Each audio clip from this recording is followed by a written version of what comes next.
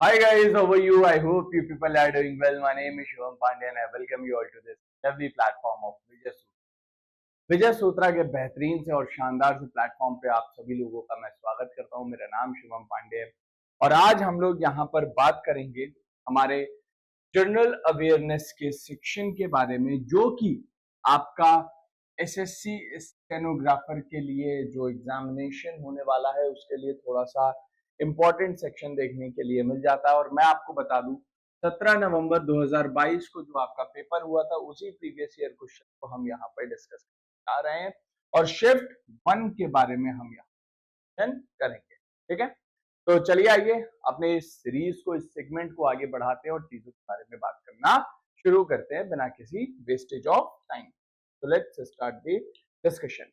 Guys, पहला question आप लोगों को हमारे स्क्रीन पे देखने के लिए मिल रहा होगा। पूछ रहा है निम्नलिखित में से कौन शुंग वंश का संस्थापक था जिसने अंतिम मौर्य सम्राट की हत्या करके अपने राज्य की स्थापना की, है ना। शुंग वंश का कौन सा संस्थापक देखने के लिए मिल रहा था जिसने मौर्य वंश के लास्ट रूलर की हत्या कर दी? तो इसमें से कौन है ना, देवभूति, पुष्यमित्र, है ना, भागभद्र या फिर अग्निमित्र। अगर आप देखोगे अग्निमित्र के ऊपर कालिदास का एक काम देखने के लिए मिल जाता है। कालिदास ने यहाँ पर एक काम किया था, मालविका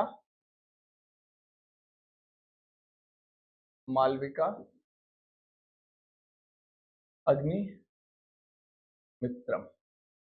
मालविका अग्निमित्रम ये एक लव स्टोरी देखने के लिए मिलती है, मालविका और अग्निमित्र। तो उनके ऊपर यहाँ पर एक कालिदास का वर्क है।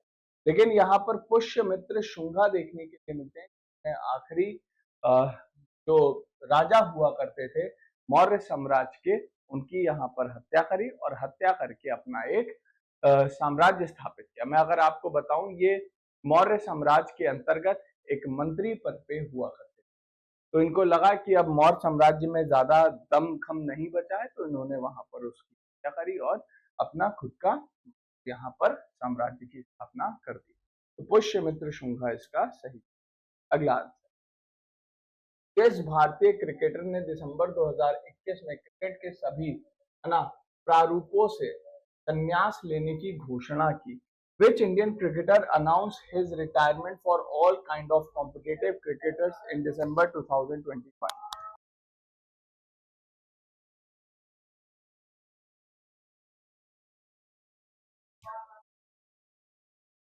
तो यहाँ पर जब हम इनके बारे में बात करते हैं तो हरभजन सिंह, सुरेश रैना, ईशांत शर्मा, महेंद्र सिंह धोनी। तो दीज आर दी थिंग्स। अब जब हम यहाँ पर देखें, चलिए, तो क्या होगा right answer? What should be the right answer of the question number 2? Question number 2 में अगर आप देखोगे, देखिए एक चीज यहाँ पर याद रखिएगा, जो करेंट अफेयर होता है, current affair is any day very very very important segment for your examination. आपके परीक्षा के दृष्टिकोण से ये बहुत ही ज्यादा जरूरी देखने के लिए मिल जाता है। अब 2021 का ये प्रश्न है, क्योंकि 2021 में ये बड़ा चर्चा में आया जब हरभजन सिंह ने यहाँ पर कहा कि भाई मैं संन्यास ले रहा हूं हर तरीके की क्रिकेट से, मतलब ना आईपीएल खेलेंगे, ना टी20 खेलेंगे, ना वर्ल्ड कप खेलेंगे, किसी भी प्रकार का मैच यहाँ पर ये नहीं खेलेंगे। तो ये बड़ा चर्चा में आया, तो इस वजह से हरभजन सिंह यहाँ पर सही जवाब। लेकिन अब आपको ये क्वेश्चन याद नहीं रखना, ये क्वेश्चन आपको रटना नहीं है। अब आपके एग्जाम के लिए जो इंपॉर्टेंट होगा, जो करंट अफेयर है, साल भर 6 महीने का जो करंट अफेयर है, 1.5 साल का, कम से कम 1.5 साल का तो पता ही होना चाहिए, नहीं तो 1 साल आप याद रख के चल सकते। ठीक है, 1.5 साल का है, अपडेटेड हो वेल एंड गुड, बहुत बेहतरीन। नहीं तो 1 साल का मेरे भाई आपको याद रखना ही रखना पड़ेगा, no matter what the situation is. ठीक है, तो वहां पे फिर इंपॉर्टेंट हो जाती है चीजें। ठीक है, तो ये चीजें हो, तो current affair is any day the important.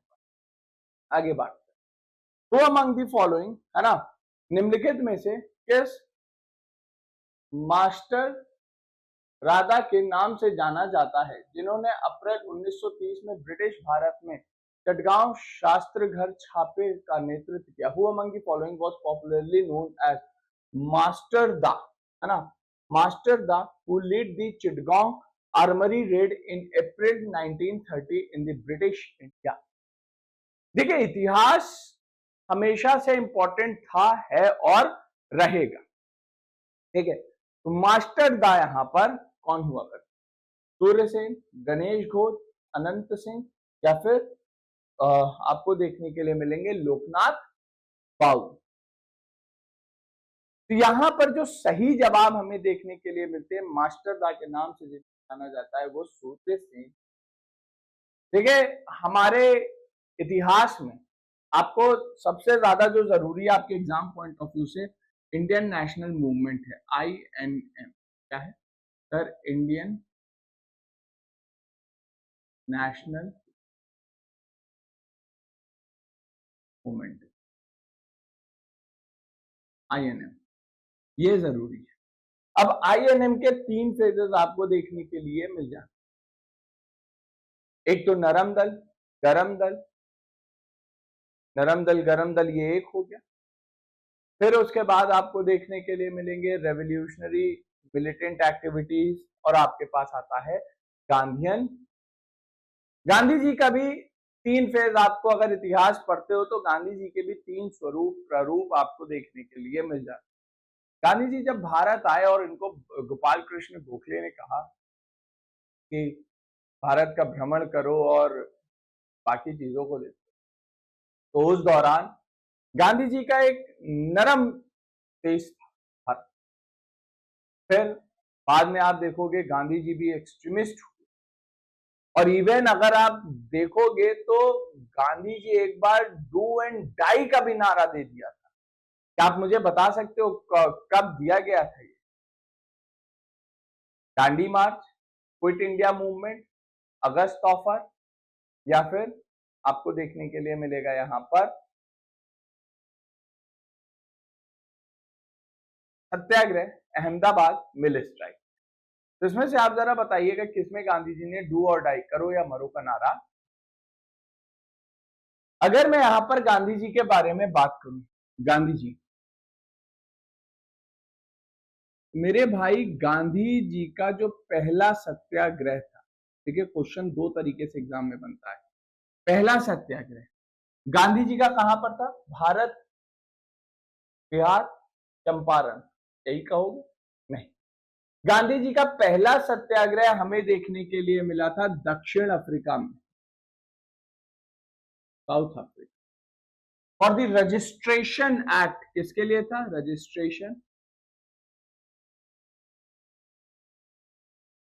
Registration act के लिए यहां पर इन्होंने अपना पहला सत्याग्रह किया।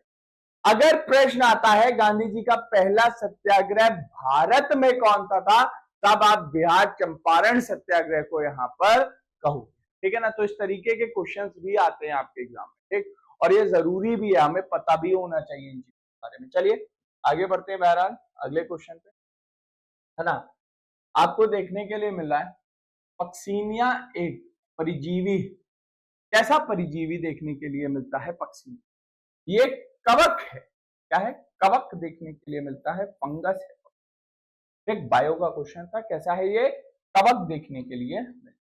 चलिए आगे बढ़ते हैं अगले question. Which one of the following Olympics did the Indian football team finish fourth?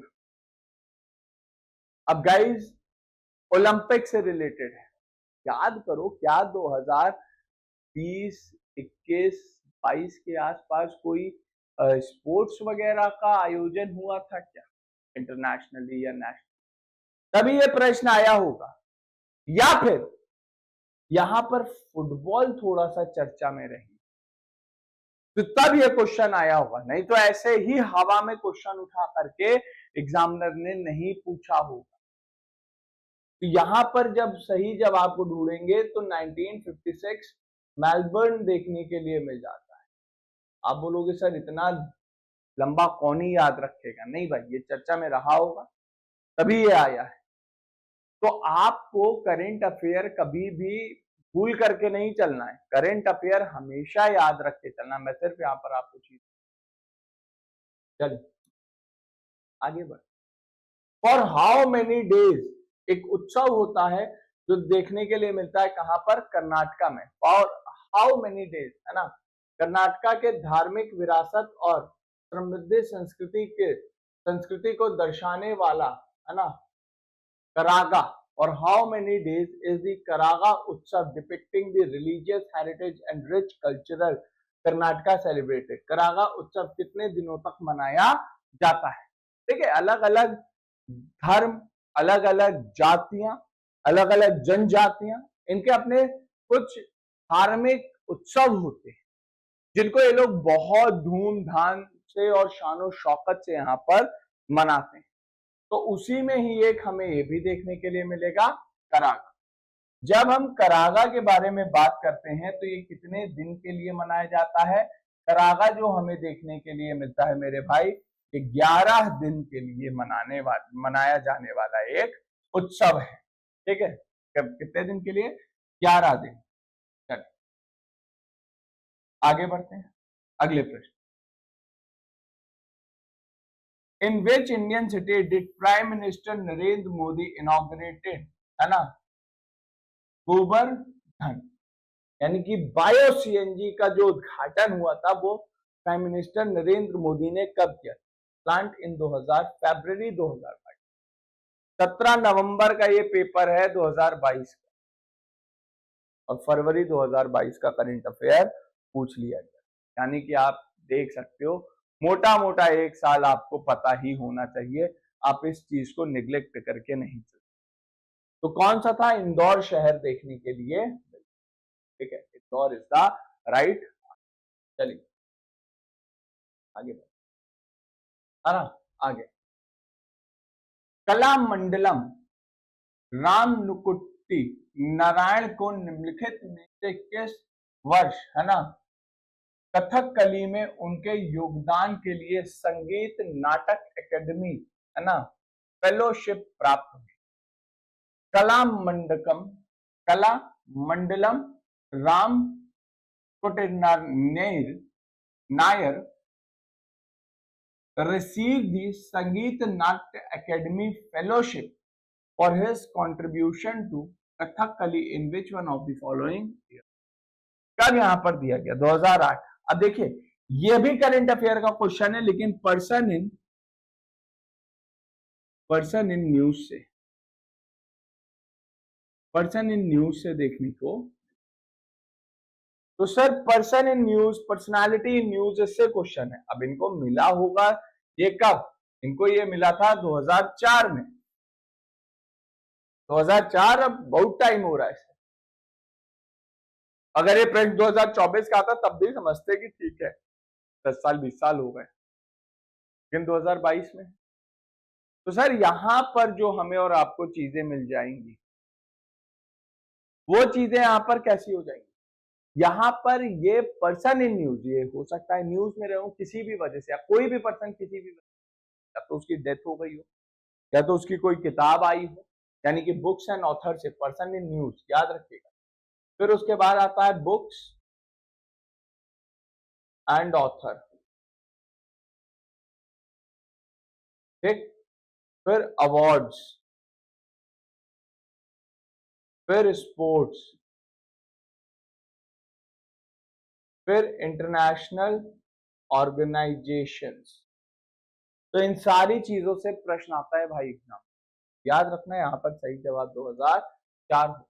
तो अगर आप करंट अफेयर को बहुत थॉरली करना चाहते हो तो ये ऐसे प्रोमिनेंट टॉपिक्स हैं जिनको आप कभी भी छोड़ करके नहीं चल सकते। चलिए, which one of the following monsoon is responsible for the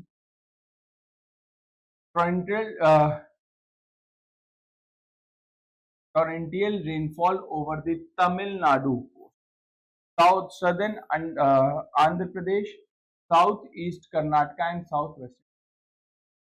अगर आप प्रायद्वीप भारत को देखोगे ना तो मेरे भाई प्रायद्वीप भारत जो है वो इस तरीके ऐसा है। अब मान लो यहां से मॉनसूनल हवाएं जाती, ये क्या है, मॉनसूनल हवाएं जा रही, तो ये कौन सा मॉनसून देखने के लिए मिल जाएगा? ये हमें देखने के लिए मिलता है साउथ वेस्टर्न मॉनसून। यहां से साउथ वेस्टर्न मानसून है, ये बात जा रहा है और एक मानसून, ठीक है, ये हवाएं। लेकिन गाइस जब मॉनसूनल हवाएं वापस आती इस तरीके,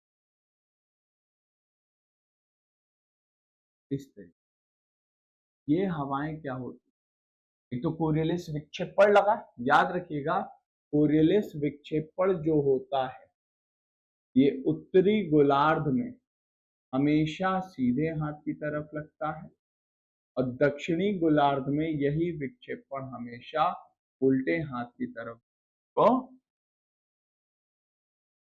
कोरियलिस विक्षेपण। तो ये चीजें यहां पर, तो अगर आप यहां पर देखोगे तो सही जवाब क्या हो जाएगा, उत्तर पूर्वी मानसून। ये उत्तर पूर्वी है, अगर आप अपनी दिशाओं को देखोगे जैसे नॉर्थ साउथ ईस्ट वेस्ट, यानी कि कौन सा है, नॉर्थ ईस्टर्न, ये ऐसे विंड्स आ रहे हैं इस तरीके, नॉर्थ ईस्टर्न मानसूनल विंड्स, ये याद रखिएगा उत्तर पूर्वी हवाएं यहां पर से ओरिजिनेट कर रही है, वहीं से रख दी। और ये रिट्रीटिंग मानसून होता है जो कि ठंड में आ रहा है, और अगर आप क्वेश्चन देखोगे तो यहाँ पर अक्टूबर नवंबर लिखा ही हुआ है, अगर जून जुलाई लिखा होता तो एडवांसिंग मानसून होता जो कि भारत में आ रहा है। ये अक्टूबर नवंबर है, यानी कि रिट्रीटिंग मानसून यहाँ पर देखने के मिल जाता है। तो इस प्रश्न को यहाँ पर याद रखें, नॉर्थ ईस्टर्न। चलिए आगे बढ़ते हैं अगले क्वेश्चन, प्रश्न संख्या 10। अगर आप प्रश्न संख्या 10 को देखोगे तो प्रश्न संख्या 10 जो आपको देखने के लिए मिलेगी, ये क्या बताए, प्रश्न संख्या 10 के बारे में जब मैं बात करता हूं, यहां पर पूछा गया है हरित क्रांति के संदर्भ में HYV में H का क्या अर्थ है, high yield variety, high yield variety seed. तो क्या हो जाएगा संबंध सर, देखिए, ठीक है, द राइट आंसर, हाई यहां पर आ जाता है। चलिए आगे बढ़ते हैं अगले प्रश्न पर और देखते हैं अगले प्रश्न का जवाब क्या है। Which one of the following religious community in Indian primarily celebrate the पेटियट फेस्टिवल, है ना, पतेती उत्सव, है ना, पतेती उत्सव कौन मनाता है, पारसी समुदाय, हिंदू समुदाय, सिख समुदाय, मुस्लिम समुदाय। अगर आप यहाँ पर देखोगे ऑप्शंस आपके थोड़े से ऊपर नीचे हैं, क्योंकि पारसी यहाँ पर 3, पारसी 1 पर है ना। तो सही जवाब इसका क्या हो जाएगा, 11वें का, 11वें का जो सही जवाब देखने के लिए मिलेगा वो है पारसी समुदाय यहाँ पर मनाता है। अगर मैं यहां पर बात करूं इंडिया में, भारत में कितने अल्पसंख्यक, माइनॉरिटी, याद रखना संविधान ने यहां पर माइनॉरिटी का दर्जा नहीं दिया है, भारत सरकार ने माइनॉरिटी बताया। किसने बताया है, भारत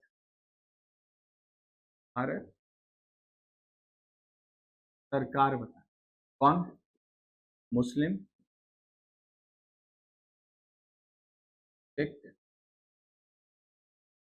क्रिश्चियन,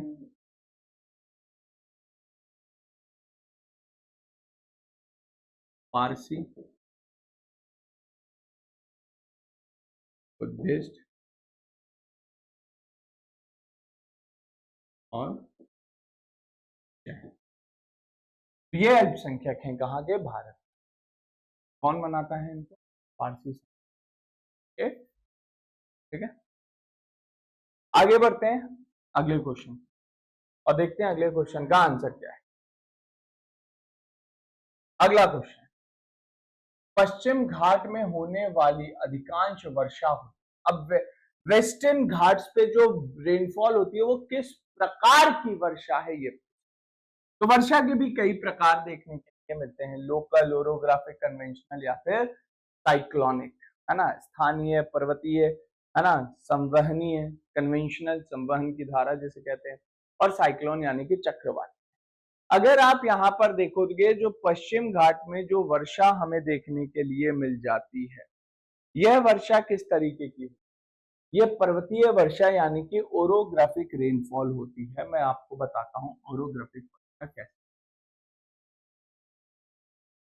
यहां पर मान लीजिए हमारे पास है, ये है हमारा अरेबियन ओशन, अरेबियन सी, और अरेबियन सी है, और यहां पर ये है हमारा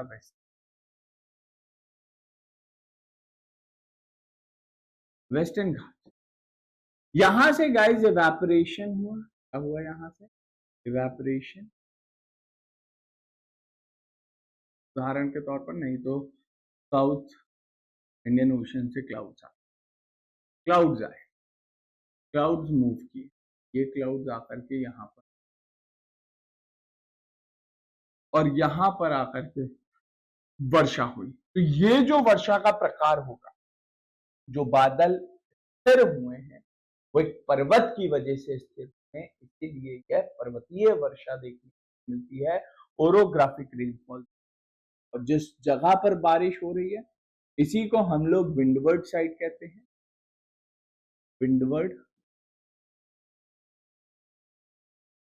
और ये वाला जो एरिया देखने के लिए मिलता है जिधर बारिश नहीं हुई है, इट इज नोन लीवर्ड।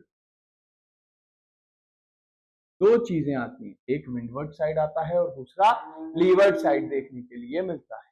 तो इन चीजों को यहाँ पर याद जरूर रखिएगा आप सभी। चलिए, तो पर्वतीय वर्षा है। 13वें प्रश्न, 86वां संविधान संशोधन 11वें मौलिक कर्तव्य को जोड़ता है और कब आप हुआ? 86वां संविधान संशोधन, पहले तो मौलिक कर्तव्यों के बारे में, फंडामेंटल ड्यूटी, मौलिक कर्तव्य। मौलिक कर्तव्य हमारे संविधान के बाद 4A के अंतर्गत आते हैं, जिसमें से अनुच्छेद 51A है। ठीक, अगर हम मौलिक कर्तव्यों को देखते हैं तो हमारे पास ये जो मौलिक कर्तव्य मूल हुआ करते थे, मूल रूप से मौलिक कर्तव्य हुआ करते थे, लेकिन वर्तमान में हमारे पास 11 मौलिक कर्तव्य। यहां पर जिसको जोड़ा गया वो था 86वां संविधान संशोधन, 86वां संविधान संशोधन 2000। इसके माध्यम से जो हमने जोड़ा है वो किसको जोड़ा है? यहां से जो जोड़ा गया है मेरे भाई वो है 51A क्लॉज। हर माता पिता का या हर गार्जियन का ये उत्तरदायित्व है कि वह अपने 6 से 14 वर्ष तक के बच्चों को निःशुल्क और अनिवार्य शिक्षा प्रदान। अगर आप देखते हो इसने और भी कुछ चीजें जोड़ी जो कि 21A है। 21A कहता है कि 6 से 14 वर्ष तक के बच्चों के लिए निःशुल्क, और 6 से 14 वर्ष तक के बच्चों के लिए निःशुल्क और अनिवार्य शिक्षा का प्रावधान। यहाँ पर माता पिता की जिम्मेदारी है, पर बच्चा यहाँ पर क्लेम कर सकता है। ठीक है, तो ये चीजें पर आ जाती। कब हुआ था? 2000। चलो आगे। What is the proportion of the central government ownership capital in regional rural bank? क्षेत्रीय ग्रामीण बैंकों में केंद्र सरकार की पूंजी के स्वामित्व का अनुपात कितना होता है? कितना प्रतिशत यहाँ पर केंद्र सरकार लगाती है? ठीक है, कितना प्रतिशत? अगर कोई एक RRB की स्थापना करनी है, रीजनल रूरल बैंक की अगर कोई स्थापना करनी है, केंद्र सरकार कितना ही लगाएगी, कितना निवेश करेगी? तो जाहिर सी बात है 50% का निवेश यहाँ पर केंद्र सरकार के द्वारा देखने को मिलेगा। ठीक है, ग्रामीण क्षेत्रों में बैंक हो। अगला प्रश्न, ecology was first described as separate field of knowledge in dash by German zoologist, क्या नाम था? अर्नस्ट हैकेल, ठीक है। जर्मन प्रणाली वैज्ञानिक अर्नस्ट हैकेल द्वारा सबसे पहले डैश में परिस्थापिकी को ज्ञान के एक अलग क्षेत्र के रूप में वर्गीकृत किया गया, ठीक। तो ईयर यहां पर आपसे पूछा जा रहा है, तो 1866 यहाँ का वर्ष। Ecology was first described as the separate field of in 1860, ठीक। ये फैक्चुअल क्वेश्चंस बन जाते हैं। आगे, राष्ट्रीय ग्रामीण आजीविका mission NRLM, national rural livelihood mission, को किस मंत्रालय ने लागू किया? ये भी क्या है, करंट अफेयर का प्रश्न हम, ठीक है। करंट अफेयर मेरे भाई हमेशा ही इंपॉर्टेंट होता है, और कौन सा मंत्रालय है? मिनिस्ट्री ऑफ रूरल डेवलपमेंट, ठीक है। कौन सा है? मिनिस्ट्री ऑफ रूरल डेवलपमेंट हमें यहाँ पर मिलता है। चलिए आगे बढ़ते हैं अगले प्रश्न और देखते हैं सर अगले प्रश्न का क्या होगा। The primary source of energy in ecosystem, अरे इकोसिस्टम वही क्या होता है ना, तंत्र ऊर्जा का प्राथमिक स्रोत क्या है? तंत्र ऊर्जा। यहाँ पर आप देखोगे ऐसे डायग्राम वगैरह, लैंड, वाटर, ऐसे डायग्राम बना, जाहिर सी बात है सनलाइट, सूर्य प्रकाश, सनलाइट ही तो है। और याद रखिएगा 10% लॉ फॉलो और 1 नीड्स मेनी का कॉन्सेप्ट। आगे, 1 नवंबर 2019 के बाद सभी अंतरराष्ट्रीय एथलेटिक, है ना, स्तब्ध धराओं का आयोजन किसके नियमों के तहत किया जा रहा है? After 1st November 2019, all international athletic events are being organized under the rule of, हाँ, तो यहाँ पर क्या पूछ रहा है? 1 नवंबर 2019 के बाद से सभी अंतरराष्ट्रीय एथलेटिक स्पर्धा जो देखने के लिए मिलती है, जो कंपटीशन स्पर्धाओं का आयोजन किसके नियमों के तहत किया जा रहा है? तो कौन से नियम यहाँ पर मेरे भाई हमें और आपको मिलते हैं? तो ये वर्ल्ड एथलेटिक्स नियम देखने के लिए मिल जाते हैं। तो 18वें प्रश्न का चौथा क्या हो जाएगा? सही जवाब देखने को मिल, वर्ल्ड एथलेटिक्स का right. Which law was formulated in 1662 and concluded that the product of pressure and volume remains almost constant, है ना। 1662 में प्रतिपादित निम्नलिखित में से कौन से नियम से यह निष्कर्ष निकाला गया कि दाब और आयतन का गुणनफल लगभग स्थिर रहता है? तो यहां पर अगर आप देखोगे तो बॉयल का नियम है ना, बॉयल्स लॉ देखने के लिए मिल जाता है। अब ये जो है आपका बेसिक साइंस के क्वेश्चन है, अगर आप एनसीईआरटी वगैरह पढ़े होंगे साइंस के रिगार्डिंग तो आपको पता होगा। सेंसस से रिलेटेड क्वेश्चन आ गया 2011। अब गाइज यहाँ पर एक चीज याद रखिएगा, ये जो सेंसस के क्वेश्चंस हमें देखने के लिए मिल जाते हैं जब हम इन प्रश्नों के बारे में बात करते हैं, when we talk about the census, तो रिमेंबर गाइज एक चीज आपको यहाँ पर मिलती है कि हर एक डेटा थोड़ा सा इंपॉर्टेंट होता है। अब रिसेंटली जनगणना शुरू हो गई है ना, कुछ क्षेत्रों में ये हो रही है, आप तक भी हो सकता है आए हों कुछ लोग जनगणना। तो अब जो लेटेस्ट डेटा आएगा ना वो बहुत ही ज्यादा उपयोगी साबित होगा, क्योंकि इस बार एग्जाम में उससे बहुत ज्यादा क्वेश्चन। तो यहां पर 20वें का सही जवाब क्या देखने के लिए मिलेगा? 31.16% है। क्या, what is the percentage of Indian urban population? 2011 में भारत की शहरी जनसंख्या का प्रतिशत कितना था? 2011 की जनगणना के अनुसार पूछ कितना था मेरे भाई? 31.16%। आगे बढ़, प्लाज्मा का चुंबकीय परिरोध नामक दृष्टिकोण किस तकनीक का वैज्ञानिक सिद्धांत है? The approach called magnetic confinement of plasma is the scientific principle of which technique, है ना। तो किसका सिद्धांत यहां पर देखने के लिए मिलता है? आपको देखने के लिए मिल जाएगा फ्यूजन रिएक्शन। फ्यूजन रिएक्शन क्या है? टेक्निक देखने के लिए, ठीक है। Fusion reaction is the right answer. आगे बढ़ते हैं 22वें प्रश्न पर, थोड़ा सा रफ्तार बढ़ाते हैं। Which one of the following is an inland river Rhine port. अब आप अगर देखोगे यहाँ जितने भी पोर्ट्स हैं ये वाले, ये सारे के सारे आपको समुद्र से टच होते हुए देखने के लिए, लेकिन रिवर गंगा के पास आपको एक ही पोर्ट मिलेगा, वो है कलकत्ता पोर्ट। 22वें का एक। अगर आप देखोगे रिवर गंगा जो है, गंगा नदी, इसकी एक ऑफ शूट है, ऑफ शूट, और ये जो ऑफ शूट गंगा नदी की देखने के लिए मिल रही है, इसको हम लोग क्या कहते हैं, इस ऑफ शूट को हम लोग यहाँ पर जानते हैं एक नाम से, और वह नाम हमें यहाँ पर देखना है, that is the river Hooghly नदी। और मेरे भाई जब मैं हुगली के बारे में आप लोगों से डिस्कस, यहाँ पर एक चीज और आती है, और वो क्या है कि ये जो हुगली नदी है, इसकी एक सहायक नदी है जिसका नाम है रिवर दामोदर। और दामोदर को बंगाल का शोक कहा जाता है, सॉरो ऑफ बंगाल, ठीक। बिहार का शोक किसे कहते हैं, सॉरो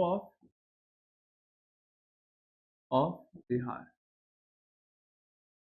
जरा कमेंट करके बताइए।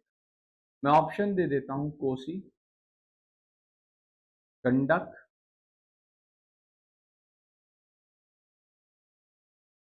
सोन, और आपको देखने के लिए मिल जाएगी यहां पर दैट इज दी घाघरा।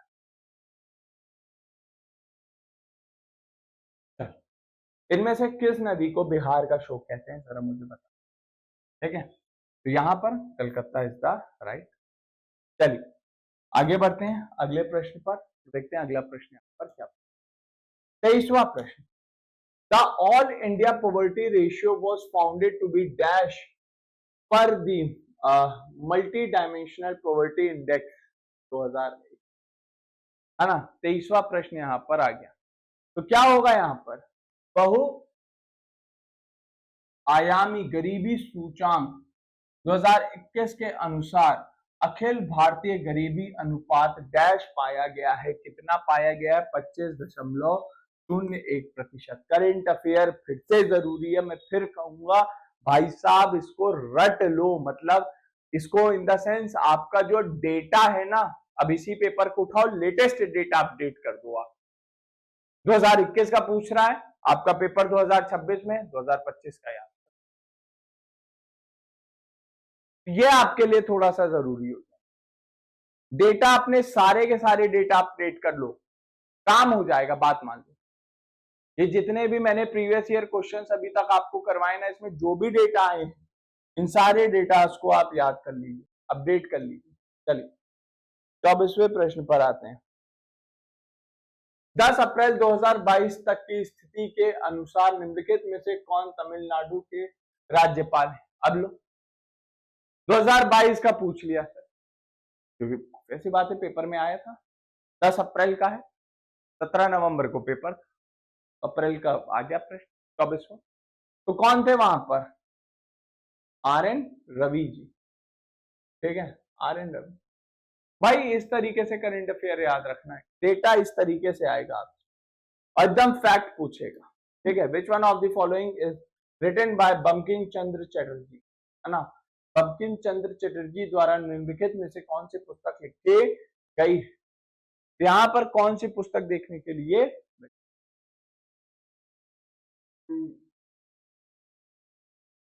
है ना, आपको देखने के लिए मिलेगी सुखेर बाली, और दुर्ग का नंदिनी, और मेला आंचल, या फिर प्रतिज्ञा।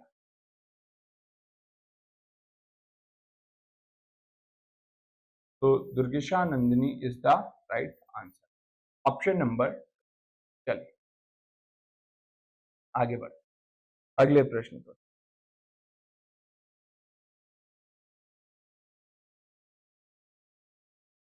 चलिए आगे बढ़ते हैं और देखते हैं यहाँ पर 26वां प्रश्न यहाँ पर क्या है। 26वें प्रश्न के बारे में बात करते हैं। In July 2021 who among the following became the India's first union minister of corporation. जुलाई 2026 में निम्नलिखित में से कौन भारत के पहले केंद्रीय सहकारी मंत्री बने। तो भाई ऐसे भी क्वेश्चन, तो हमें इन क्वेश्चंस को टैकल करके चलना पड़ेगा।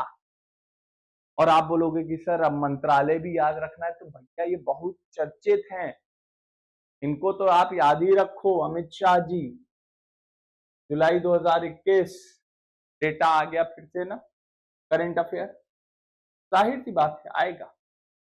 The author of the novel, एक किताब लिखी गई, नोवेल है ना। और नोवेल का नाम क्या है, लेखक का नाम क्या है, उपन्यास का मतलब नोवेल का नाम क्या है, उपन्यास का नाम the ministry of utmost happiness. तो इसके लेखक या लेखिका कौन है ना। 27वां प्रश्न, तो कौन है, अरुंधति रॉय।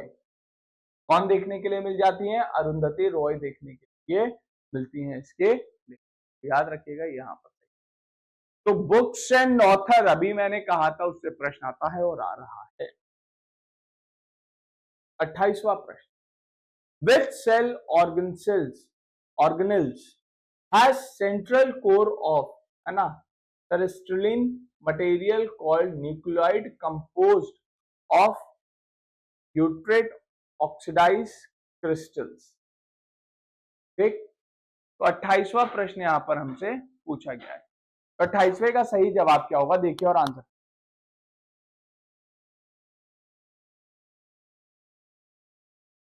28वें का आंसर क्या होगा, आराम से देखिए और आंसर। यहां पर जो सही जवाब देखने के लिए मिलेगा,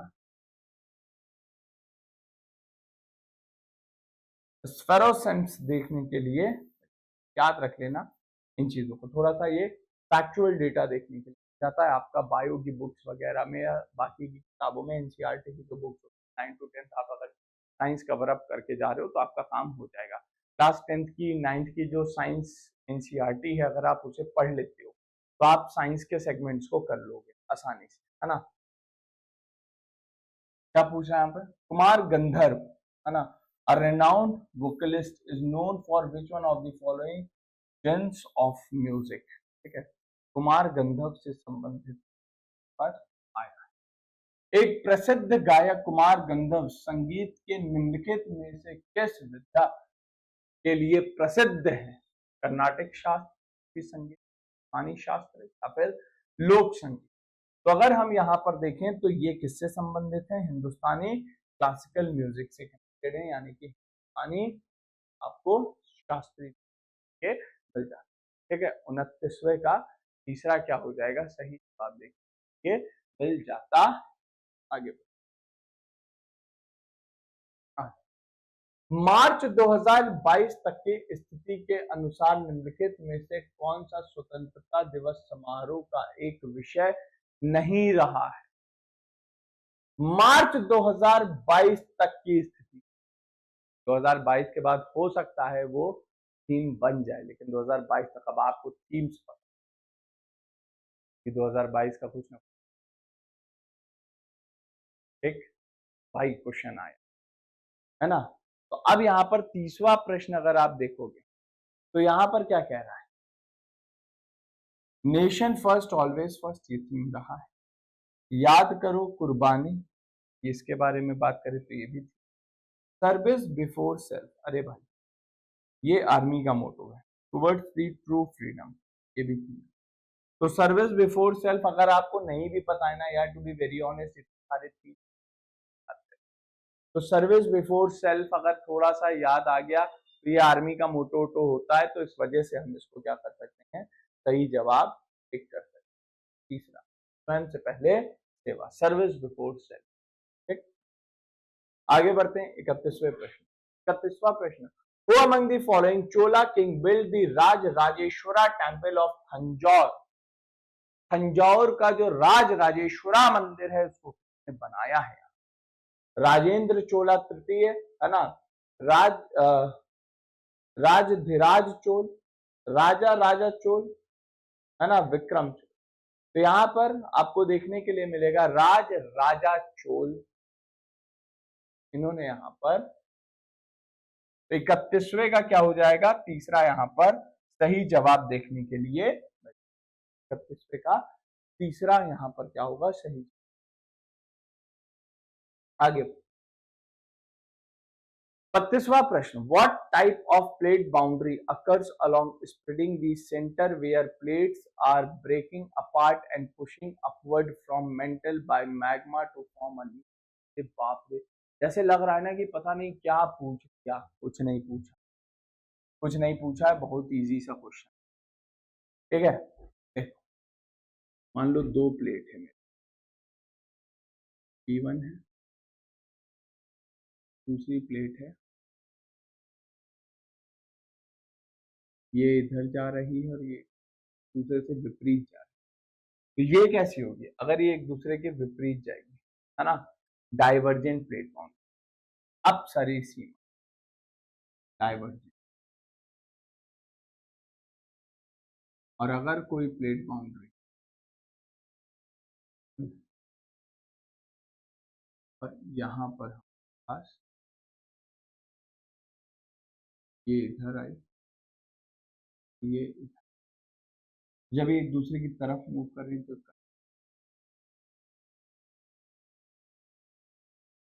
अभी सारी है। ठीक है, तो यहां पर सीधी सी बात है, अब सारी यानी कि डाइवर्जेंट प्लेट बाउंड्री मिल जाती है। ठीक है, तो this is the right answer, divergent plate. तो इस चीज को याद रखें। 33वां, 1920 के दशक में सिंधु घाटी सभ्यता के दो प्रमुख शब्दों की खोज उत्खनन एएसआई के किस महानिर्देशक के नेतृत्व में आर्कियोलॉजिकल सर्वे ऑफ इंडिया के जो डायरेक्टरेट जनरल थे का नाम 1921 हड़प्पा और 1922 मोहनजोदड़ो। ठीक है, तो कौन थे उस समय, John Marshall, Hubert Marshall, directorate general of archaeological survey of, Rakhal Das Banerjee, Dayaram Sahni, R D Banerjee, मतलब राखल दास बनर्जी, आर डी बनर्जी, ये लोग यहाँ पर इससे संबंधित। और डीजी कौन थे, जॉन मार्शल। ठीक, चलिए, which one of the following provide the definite shape to the cell, है ना, सेल्स को डेफिनेट शेप यहाँ पर निम्नलिखित में से कौन प्रदान करता है, 34वां प्रश्न से पूछा जा रहा है। तो कौन है, मेम्ब्रेन। ठीक है, तो क्या हो जाएगा, मेम्ब्रेन यहाँ पर देखने मिलेगा। ये भी क्वेश्चन क्या है, ऊपर नीचे आपको ऑप्शंस देखने के मिल जा रहे हैं। ठीक है, तो अंग्रेजी में दूसरा पर सही जवाब देखिए।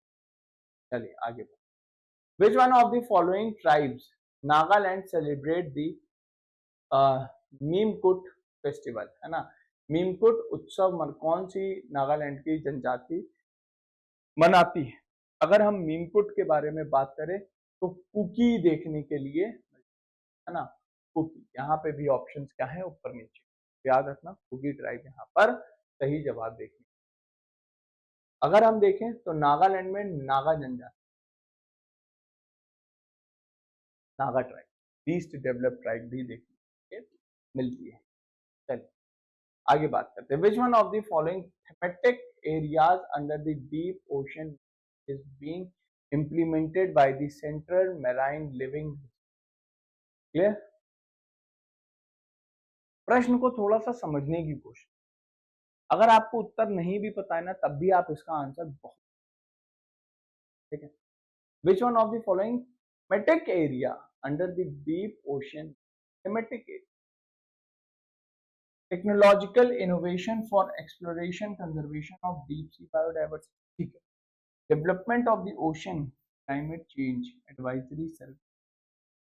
थीमेटिक पूछ रहा है, energy and fresh water from the ocean, ये पोर्शन सर्वे तो करना ही नहीं है ना सर, सर्वे का क्या है, कॉमन सेंस के बेसिस पे हमने यहाँ पर आंसर, अगर हमें नहीं पता है तो हम कॉमन सेंस सर याद रखना, हर समय जरूरी नहीं कि आपको हर चीज आती ही हो, तो आप कभी कभी अपने 250 ग्राम का इस्तेमाल ये आंसर दे सकते। चलो आगे बढ़ो। 37वां प्रश्न, in which one of the following year project elephant was launched by the government of India, 1972, 1992, 1962, 1982। Project elephant पूछा, प्रोजेक्ट टाइगर नहीं पूछ रहा है, तो याद रखना यहाँ पर क्या हो जाएगा सही जवाब। 37वें का 1992 देखने के लिए 1992 इज द राइट आंसर। 37वें। आगे बढ़ते हैं 38वें प्रश्न की। 38वां प्रश्न, which of the following is not the, है ना, प्लांटेशन क्रॉप। प्लांटेशन क्रॉप में बेवरेज इंडस्ट्रीज जैसे चाय हो गई, कॉफी हो गई, रबर हो गया, प्लांटेशन, अभी तो यहाँ वही एग्जाम्पल। ये क्या है, फूड क्रॉप है, फूड क्रॉप, गेहूं खाते हैं, खाते तो हालांकि इनको भी है, लेकिन ये फूड क्रॉप है, स्टेबल क्रॉप। ये जो प्लांटेशन क्रॉप्स होती हैं ये बहुत लंबा टाइम लेती हैं ग्रो करने में, लेकिन अगर एक बार जब उग गई और फल देना शुरू कर दिया तो भाई साहब पैसा बहुत ज्यादा आएगा। ये सीजनल है, ये फूड क्रॉप्स, ये हर सीजन में उगाई। प्लांटेशन क्रॉप्स का जो फसल उगने का समय होता है वो सालों होता है, 10 साल 15 साल ऐसे समय होता है, 5 साल 7 साल, है ना। Who was the Prime Minister of India when Industrial Policy 1991 was launched? है ना, औद्योगिक नीति का शुभारंभ जब हुआ 1991 में, तो उस समय भारत के राष्ट्रपति कौन थे? राजीव गांधी, पीवी नरसिम्हा राव, शेखर या फिर वीपी सिंह। तो यहाँ पर 39 का जो सही जवाब होगा that is the PV Narasimha Rao ji. ठीक, 1990 जब इंडस्ट्रियल पॉलिसी नरसिम्हा राव पर सरकार। Which one of the following Olympic field hockey introduced as a sport for the first? Hockey को पहली बार स्पोर्ट के तौर पर कब यहाँ पर अपनाया गया था ओलंपिक्स में? 1908। मेजर ध्यानचंद हॉकी से रिलेटेड है और ध्यानचंद अवार्ड भी हमारे यहाँ दिया जाता है। क्या आप मुझे बता सकते हो ध्यानचंद अवार्ड को पहले किस नाम से जाना जाता था और फिर इसको चेंज कब किया? ठीक, ध्यानचंद अवार्ड को पहले किस नाम से जानते? Which one of the following one was not entitled to the rituals of उपन्यास संस्कारा in the later Vedic period? निम्नलिखित में से कौन से वर्ण को उत्तर वैदिक काल में उपन्यास संस्कार के अनुष्ठान की अनुमति नहीं थी? अरे भाई, ये वर्ण व्यवस्था जो हुआ करती थी, ऊपर के जो 3 वर्ण हुआ करते थे, 3-4 वर्ण हुआ करते थे, 3 वर्ण थे, या तो कुल वर्ण, जैसे ब्राह्मण, क्षत्रिय, वैश्य, इनको संस्कार उपन्यास की संस्कार उपन्यास का अधिकार था, लेकिन जो शूद्र हुआ करते थे उनको यहाँ पर यह अधिकार नहीं दिया गया। ठीक है, तो प्रश्न संख्या 41, 4 यहाँ पर क्या हो जाएगा सही जवाब देखने के लिए। आगे बढ़ते हैं 42वें प्रश्न पर, और 42वां प्रश्न यहाँ पर हमसे क्या पूछ रहा है, इसको थोड़ा सा देखिएगा। 42वें प्रश्न, ठीक, और देखते हैं 42वें प्रश्न का सही जवाब यहाँ पर क्या होगा। ठीक, 42वां प्रश्न, गाइस 42वां प्रश्न यहाँ पर बोल रहा है निम्नलिखित में से किस शासन को सिक्कों पर उसकी वीणा वादन करते हुए, अरे कौन था? इनको बीए स्मिथ ने, स्मिथ नेपोलियन ऑफ इंडिया कहा था, भारत का नेपोलियन कहा गया था, और किसने कहा था? बीए स्मिथ ने। किसको? समुद्र को। ठीक ठीक, चलिए आगे बढ़ते हैं अगले प्रश्न, 43वें प्रश्न, The relative atomic mass of all elements have been found with respect to an atoms. क्या होगा? सीधा सा प्रश्न देखने के लिए मिल रहा है, सरल सा, चौथा यहाँ पर सही जवाब। ठीक, तो आगे बढ़ते हैं, साइंस का क्वेश्चन, इजी सा question. Which one of the following dance evolve from the, है ना, कौन सा है आपको देखने के लिए मिलेगा, एखार लांसियाग, है ना, एखार लांसियाग जो डांस नृत्य जो है इसमें से कौन सा उत्पन्न हुआ है, कुचिपुड़ी, कथकली, भरतनाट्यम, ओडिसी। तो यहाँ पर जो हमें देखने के लिए मिलता है वो कौन सा हो जाएगा, भरतनाट्यम की उत्पत्ति। याद रख लेना, इंपॉर्टेंट इवेंट्स वगैरह इंपॉर्टेंट हो जाते हैं जो कि हमें पूछे जाते हैं। चलिए, है ना, हिंदुस्तान शास्त्रीय संगीत, है ना, प्रवर्तक पंडित जसराज निम्नलिखित में से किस घराने के अनुयायी, है ना, Pandit Jasraj the divine of the Hindustani classical music was proponent of which one of the following gharanas, इनका कौन सा घराना देखने के लिए, तो मेवाती घराने से ये संबंध। पर्सन इन न्यूज से क्वेश्चन है, करंट अफेयर का क्वेश्चन है, इतिहास का क्वेश्चन नहीं है। याद रखना कि आप इसको इतिहास से याद करने लग जाओ, घराना वगैरह पढ़ने। घराना इंपॉर्टेंट है, मैं नहीं कह रहा कि घराने जरूरी नहीं है, घराने बहुत जरूरी है पढ़ना, लेकिन वही पढ़िए जो न्यूज में है, जो पर्सनालिटी न्यूज में। ये पता कैसे चलता है, तब जब आप करंट अफेयर रेगुलर कर रहे होंगे तब आपको यहाँ बारे में पता मालूमात तभी। आगे बढ़ते हैं।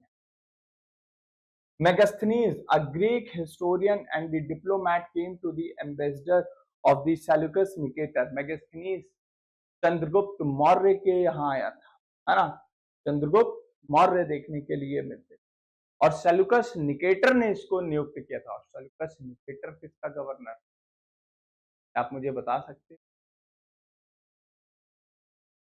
हाँ, आपको एक आदमी देखने के लिए,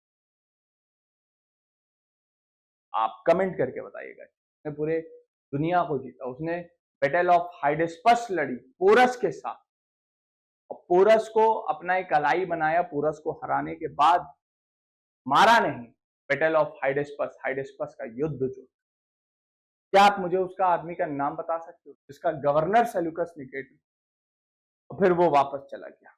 ठीक है, तो क्या हो जाएगा, चंद्रगुप्त मौर्य यहाँ पर सही जवाब देखने मिल जाता।